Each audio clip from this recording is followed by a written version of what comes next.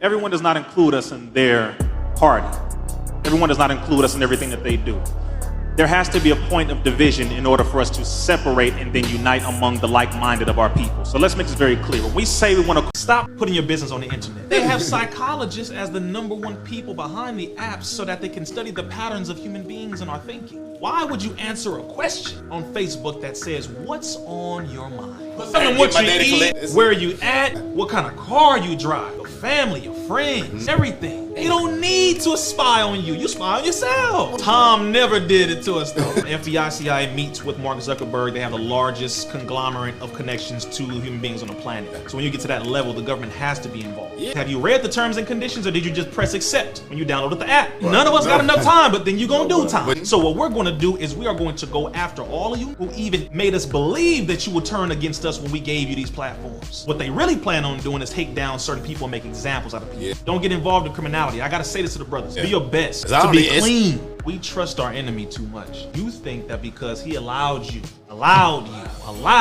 to have this. The hell is a smartphone? Think about this. It gets smarter because of what you put in it. You're showing all your business. You're telling him everything he needs to know about you. Why? We don't have no damn discipline. Then when something happens serious, this goes through checks and balances of the United States government. They record it all. If you don't know who Edward Snowden is, he revealed all this. Len Greenwald, he reveals all this. We really have to understand how serious this is. The only way we're gonna get through this, by the way, is through our collective unity and by us moving strategically off of this. Get with like-minded brothers and sisters who wanna make moves, but do it off of this. Oh, you censored people for speaking the truth that was gonna save people's lives. Under Jack Dorsey, who was brought into Congress to have me and 11 other people removed off of Twitter. The disinformation doesn't. 12 United States Attorney Generals were brought in. They brought in Jack Dorsey over Twitter. They brought in Sundar Pichai of Google. That these 12 people, including this Negro right here, you need to have them taken off and removed from all of your platforms. Oh, wait a minute. Was I getting on there? Cracker, nigga, I don't talk like that. But why did they take me off? Because I was telling people to take vitamin C, drink water and exercise, and go outside and get vitamin D and wait and talk to your doctor and naturopath before you just run out and take a shot that you think is the panacea cure-all for these ills, which it turned out to not be. It's actually the #1 thing that's harming the people who took it now. Washington Post came out and said the #1 people who are dying from the virus are the ones who took the shot for it. See what I'm saying? So you shut us down for speaking positive things, solutions to help the people, because people were prevented from speaking and educating and arming people with solutions that would have saved their damn life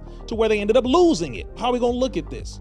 And when Elon Musk took over Twitter, freedom of speech, I get that, but that wasn't the only reason. Elon Musk is the founder of Neuralink. Neuralink is a company that deals with technology to mix and connect human beings in a form of what is known as transhumanism. When I saw him purchase Twitter, I said, I am not ignorant to the fact that he has to gain as much data, and particularly metadata, but data overall, about as many human beings as possible in order to put inside of the Neuralink computer mainframe to help it to speed up in its artificial intelligence understanding of how human beings operate, maneuver, etc., so that when these chips that they have with Neuralink are programmed, it will meld more perfectly with human beings. So I said, if I need to fuel it with information, I'm gonna go to the social media platform that has the most information that's circulating as quickly as possible, and that happens to be Twitter. I'm just saying, that is another part of it. Extremely intelligent move to make. They want to put chips inside of the brains of human beings, Elon Musk in particularly, where you'll be able to go into the metaverse without the Oculus. You'll be able to go into it. You'll be able to text or post tweets just by thinking it through your electronic chip that was surgically implanted into your brain, put into the system. It sounds like a movie, right? It sounds like some Terminator stuff, or Minority Report, or Total Recall. The CIA and FBI has contracts with Hollywood, so they put a lot of things in movies so that when they do it in real life, you won't psychologically be able to respond to it because you'll be battling with whether or not it's fact or fiction. Oh, that ain't real. That's just from that movie y'all saw. Until it really happens. Now you see in San Francisco, they're talking about using robots from DARPA to kill people. All is connected with the AI technology, transhumanism, not a conspiracy theory. This is all fact level. You're an artist, you're an entertainer, you're an athlete, you are a multimillionaire, billionaire, you have a high level of influence where anything that you say can change the perception, change the direction of the masses and what they're gonna do, how they think, how they move. That's power, but it's also dangerous. They put a handler next to him to keep him in check. Harley Pasternak is a former Department of Defense special agent in the Canadian government. #1, he's a nutritional scientist for the Department of Defense in the Canadian government. So he knows chemistry, how foods operate, but he knows certain drug techniques to use on human beings. He told Kanye, we're gonna have a conversation, but we're not gonna have a conversation where you're cursing or using profanity, and don't tell me about some stupid thing that your friend told you. The second option is, I can have you committed again.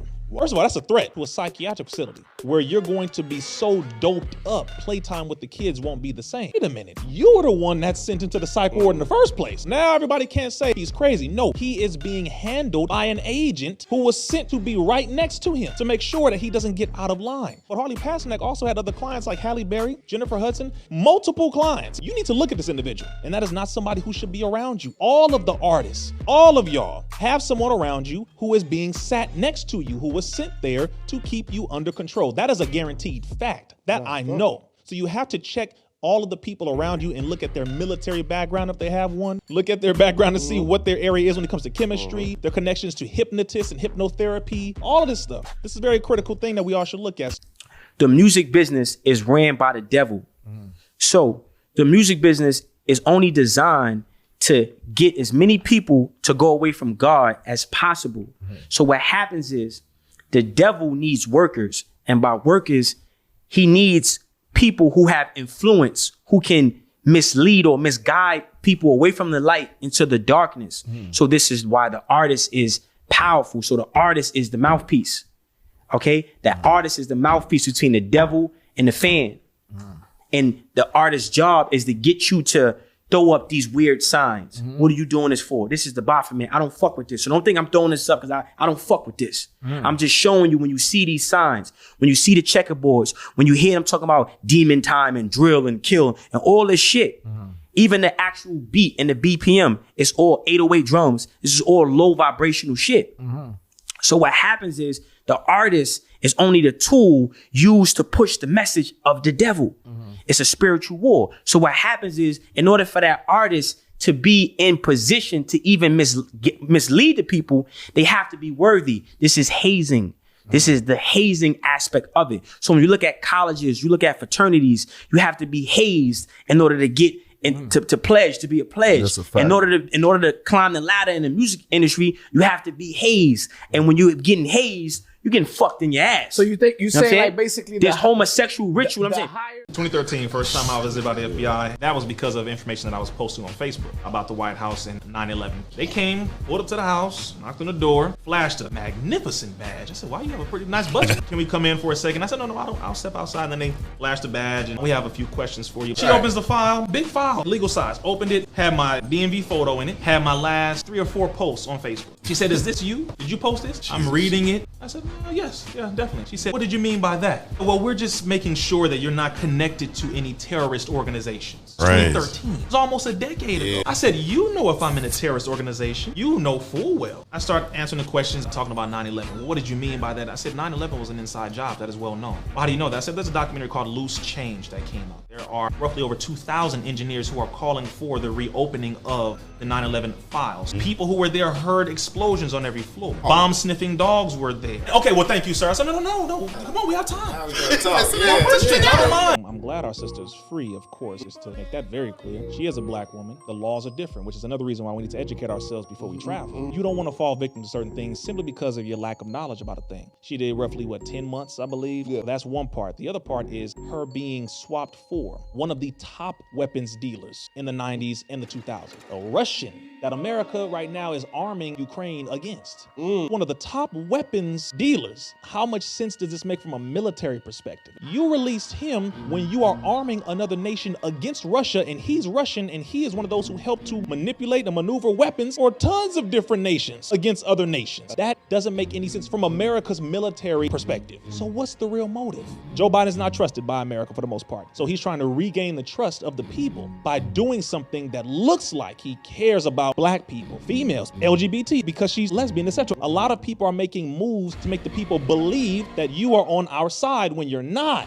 What's your real motive? That's what it was about. And what I believe, what I analyze, ain't got a damn thing to do with him caring about her being a basketball player, because there was another person who they were trying to negotiate the release of as well at the same time. And not only that, but again, we have over 800,000 black folk currently in prison right now, and a bunch of other people for just possessing marijuana. You still got them locked up right now here in America, in your borders, and you're not letting them go. So cut the cap, knock it off, stop with the lies. Bold black men are a problem because we know who we are, we know where we're going, we know who the real enemy is, and we're not going to kill each other, which means we're going to maintain steady growth in numbers in our military. not adding to theirs. So masculinity is a problem because it is a condition where you will fight back, which is the number one thing that they never wanted from the plantation up to this point. Break that nigga. He looked at me in the eyes. That's all we had to do at the beginning. Just looked at you in the eye. And they knew from just that alone, he's gonna be a problem. Send him to another plantation because he's still useful. He picks good cotton, he brings in enough money. Send him to another plantation. Because there's something about this get back that this enemy don't want. He feels this guilty conscience that they're going to do to me what I did to them. Not realizing, well, we are the majority on the planet. Number one, we don't carry that kind of spirit or else we would have already done it. Number two, we just want you to leave us the hell alone and let us do for ourselves. That's really it. Number three, where there are masculine black men, there are safer environments. And what do I mean? This whole toxic masculinity farce that people try to toss out here. The term toxic masculinity came from two Caucasian men. There we go again. The system of white supremacy trying to control the narrative of what masculinity is when they didn't know from the very beginning them damn selves. Shepard Bliss and Robert J. Stoller, one of them happens to be a homosexual. So let's connect these dots here. So a homosexual Caucasian man is going to tell heterosexual nations of original men what masculinity is. Not possible.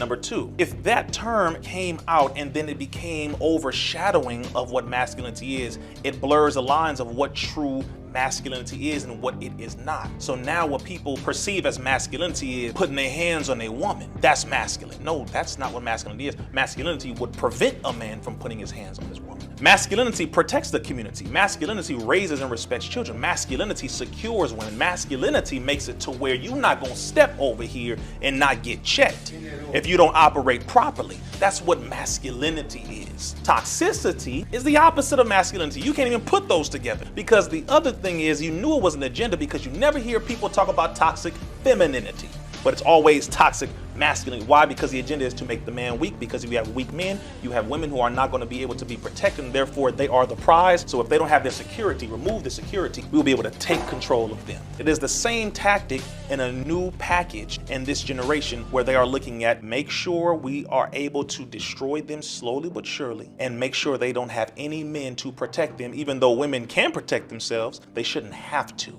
If a dude speak his mind about transgenders and all that, and he get automatic counsel, how you feel about that? First of all, one, we're supposed to have freedom of speech. Number two, if you free to go and push whatever it is that you believe, I should be able to push what I believe. Like, let's be clear here. These are women in this room. You mean to tell me that I automatically have to address you as one when they have had to fight to literally be the actual one that they are by nature? Hold up, let's make this clear, because I know a lot of people argue about this. Women are women because they have a womb. You ain't got that. I get it. Trauma is a part of this. I get it. Certain feelings, chemical castration, mental manipulation. There's a lot of factors as to why a lot of males have grown up with this mentality, feeling like they're a woman. But you have to face it and stop lying and just say, it's just how I was born. No. Look at your history. Look at your childhood. Look at everything that happened around you. Look at your diet. Look at the chemicals that we're injecting into your body. It's in love, because I got people I know who are trans and they tell me, like, you're right. Ain't no judging and there's no hatred whatsoever. But the canceling is real interesting to me because you don't cancel the people who promote things that kill your people. You don't cancel the people that promote things that attack the women, attack the children, manipulate the men, destroy the family. You don't cancel that. You don't cancel none of that. You don't cancel this government. They saying the same stuff they've been saying. You don't want to teach the truth about none of this, but you telling me if I say, excuse me, sir, these women deserve respect. You can't just step in there when they have been a woman their whole life and say because you feel like one, we're automatically going to address you as one. You get all the rights. You get to go to the restroom with them. Hold on, bruh. How far you want to go? You have trans who have been brought to female prisons and now they're trying to figure out how these female inmates is getting pregnant. Hold up. That's big facts. And it's Googleable. Let me know how far you're willing for this to go, because most of the people in the LGBTQ community don't agree with most of the stuff that the government is pushing. It ain't them. Okay. Who owns these networks? Who owns this? And that's the other thing. The LGBTQ got to stand up against the people who are dressing up as LGBTQ to destroy the livelihood of everybody else. Y'all got to confront your own damn people. Just like we got to confront our own people for killing each other. Bill Gates said what he said. So if you don't want to get it by now, maybe listen to the fact that he mentioned that his father was a part of Planned Parenthood. If his father was a part of Planned Parenthood, what was the objective of Planned Parenthood? He said his father. And you're talking about in the 30s now. You're talking about someone by the name of Margaret Sanger, who's the founder of Planned Parenthood. What did she say the purpose was? Margaret Sanger, who was an honorary Klanswoman. Margaret Sanger, who used to give lectures at Klans rallies talking about the population of Negroes and particularly has to be lessened. Margaret Sanger, who said that, quote, Negroes are like human weeds and should be exterminated, end quote. Margaret Sanger, who in a black and white interview with Mike Wallace said, quote, I believe the greatest sin is to bring a child into the world. End quote. And you're saying that the number one problem right now in the world is overpopulation. You are a goddamn liar. You're literally a liar. There is over 196,940,000 square miles of planet Earth, 57,255,000 square miles of land, 139,685,000 square miles of water. Who the hell are you playing with? And you're telling me that 7.7 billion people occupy all of this land? No, we do not. They scared of you, You ever bro. drove through Texas? They scared of that. You can't fool us no more. You ever drove through Texas? You ever drove through Nevada? You ever drove through Oklahoma? How much empty space is out there? We ain't overpopulated. We are densely populated. Too many people are trying to live in a certain place. That's the problem. But there is tons of land, brother, all over this planet. It is plentiful. So knock off the depopulation tactics. And What is it about? That's it. Majority of African Americans that lived here were brought over here. No, No. that's not economically sound. What do you mean by it's not economically sound? So what I'm saying is, people were already here. Does it make sense to go all the way to this other continent to bring people on a boat when we know that half of your stock is gonna die? You wouldn't do that. So how many people do you think were brought over from Africa on slave ships? Because that definitely happened. I don't believe it. What do you mean you don't believe it? I don't believe that story. You think this whole land was empty? No, there were natives here.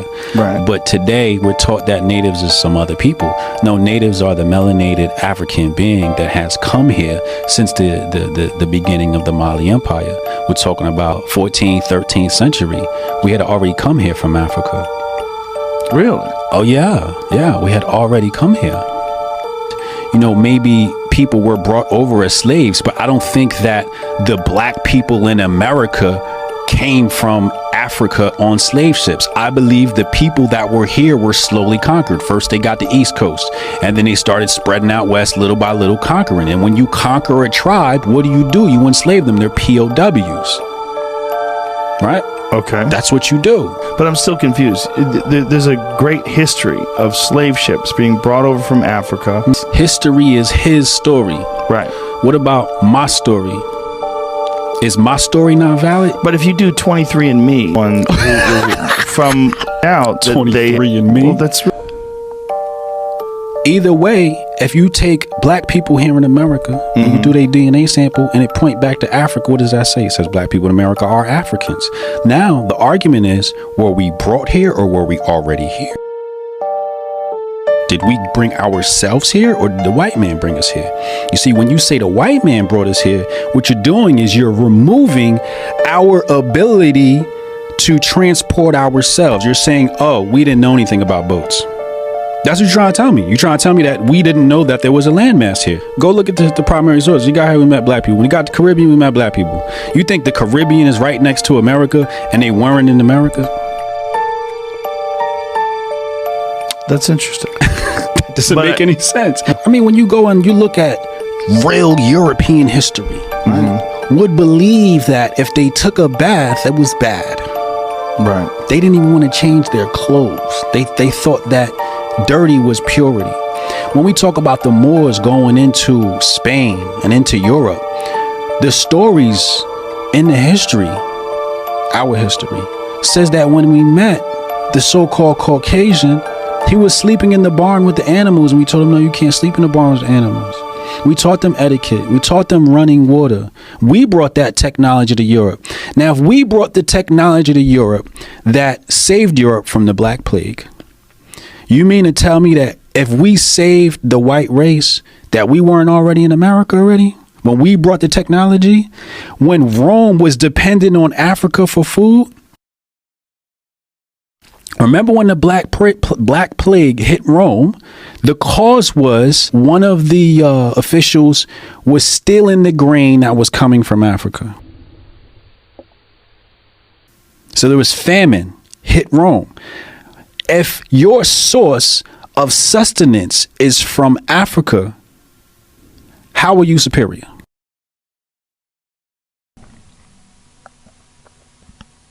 You're not. You get your food from me. So if you get your food from me, who's more likely to travel this globe? Me, I'm the source of food.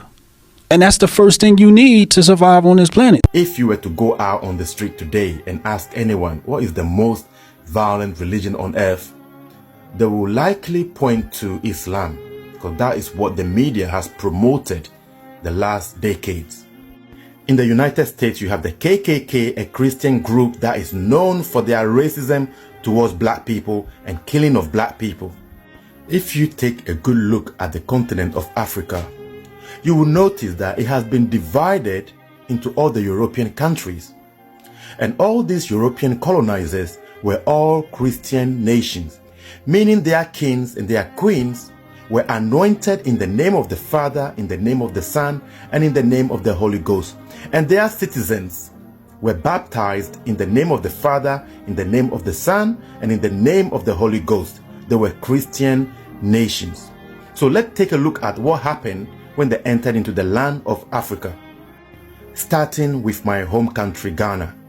When you look at this picture, you see slaves. But these are actually children that have been made into slaves with chains around them. And behind these children, you have their pastor, or the pastor, dressed all in white, an African man. The same thing we have today. It's just that today, the congregations have invisible chains, spiritual chains around them. So the religion of the colonizers and the oppression and the enslavement of Africans go hand in hand. So the situation we have today is that many Africans are in spiritual slavery and mental colonization without knowing it. Here you have King Leopold II of Belgium. He did more evil in the Congos than Hitler did to the Jews in Germany. King Leopold actually wrote a letter to his missionaries in the Congos instructing them of how they should treat the Africans.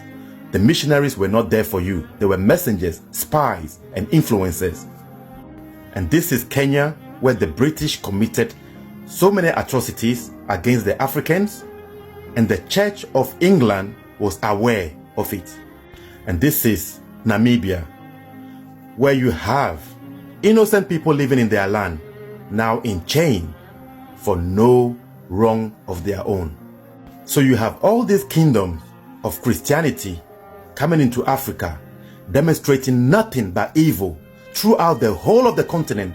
Millions and millions and millions of innocent people died. So if you think that the Europeans brought Christianity, brought their religion to save Africans, you are wrong, and something is wrong with your head. You are lacking knowledge. That's why I make the videos that I make, not out of anger, resentment, but to give knowledge that has been hidden. God bless you. Yes, Europe is a garden. We have built a garden. Everything works. The rest of the world, most of the rest of the world is a jungle. And the jungle could invade the garden. And the gardeners should take care of it. What's the difference between a garden and a jungle? A garden's a nice place where civilized human beings walk around. A jungle is the heart of darkness, where wild animals live. Now, many people in Africa, Asia, Latin America remember very well how in the name of civilization, European colonialism treated them like wild animals, enslaving them, torturing them, and even exhibiting them in human zoos. Therefore, when the highest diplomat of the European Union compares Europe to a garden, but especially the rest of the world to a jungle, the message these people hear is that Europe is still driven by neocolonialism. You've always been at war. Always. Since you were brought here, and then those of our people who were here before, some of our ancestors were brought here, we have been at war. So let's put this in context. You didn't do nothing yesterday. You didn't do nothing the day before. You didn't do nothing last year. How many mass shooters have there been that you didn't do a damn thing about? How many people came up and did something to our ancestors left and right and you didn't do a damn thing? How serious are you really? Are you serious enough to have your own banks? To build your own infrastructure for real? Are you serious enough to not only build your own grocery stores, but protect them? Are you serious enough to have your own schools? Are you serious enough to have your own everything that everybody else got and protected? Because the funny thing is, you quick to react to something, but you slow to build something. Real quick to say, I'm gonna go do this, but you real slow to say, let me build this so that we can have our own, so that we don't even have to go over there. Let me say this to y'all. White people would respect us more if we check them when they disrespect us, and if we check each other when we disrespect ourselves. See, you're not gonna sit here and teach me how to call your woman and then tell me that you want me to respect her when I call her one. I'm gonna say this, bro. Because the sobering thing is, when I get in front of all these white folks and I tell them the truth, they say, but you're people. And I say, I don't give a damn. Yeah, we ignorant. Yes, you put us in this condition to a degree, and yes, we perpetuate it. But now we're coming out of it. Period. No, it ain't cool. I don't give a damn how many brothers you heard say this, how many black men said or did this. It's over with. Some of us ain't with that. Call her that and see what we do. Jump on my brother and see what happened to you. And mean it. But don't do it when it's just selective. When Allah loves you, He gives you an opportunity to go through sabr. When Allah loves you, He gives you an opportunity to go through sabr. Sabr is patience. He wants you to be patient. He loves you. إنما يوفى الصابرون أجرهم بغير حساب. Allah says He recompenses those who are patient immeasurably. That's what He does. He gives you reward immeasurably because you bore patience over what He has chosen for you. He gave you an opportunity to bear patience. If your social media is causing you, for example, to grow as a Muslim, a Muslimah, it's causing you to learn new knowledge, it's causing you to use your time wisely, effectively, it's a platform for you to give da'wah and to speak about your religion and to forbid what is evil and to promote what is good. Guess what? Your social media is part of the dunya that Allah has spoken highly of. If in your particular circumstance, your social media is being used for other things, it's detracted from your salah, it's made your attention span very short, you're unable to lower your gaze, you're responding to every DM that's coming your way, and so on and so forth, then in that scenario, your social media is part of the dunya that Allah has condemned. Again, take your wealth as an example. If your money is coming from the halal, you're spending it on the halal, you're paying your zakah on time, and you're giving out your sadaqah, alhamdulillah, your money is part of the dunya that Allah has praised. If your wealth is coming from the haram and you're spending it on the haram and it's distracting you from salah and it's caused you to break up from family, this is from the dunya that Allah has condemned. And then apply that touchstone on your marriage. Has it caused you to grow, or has it caused you to become lazy and ineffective? Apply that on your mirror reflection. Has it caused you to become a better Muslim, or has it caused you to be distracted? Apply that to everything under your disposal.